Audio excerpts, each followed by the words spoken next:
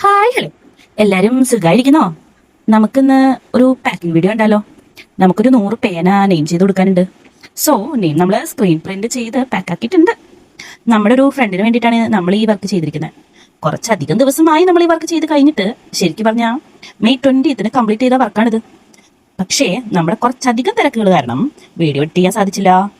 But ഇനി നമ്മൾ maximum continue ചെയ്യാൻ നോക്കാം. പക്ഷെ എന്നാലും എൻ്റെ ഒരു കൺഫ്യൂഷൻ, ഞാനിപ്പോ ചെയ്തു വെച്ചിരിക്കുന്ന വർക്കുകളെല്ലാം ബാക്ക് ടു സ്കൂളിന്റെ വീഡിയോസ് ആണ്. അതിന് പോസ്റ്റ് ചെയ്തിട്ട് എന്ത് കാര്യം എന്നാണ് എൻ്റെ ഒരു ഡൗട്ട്.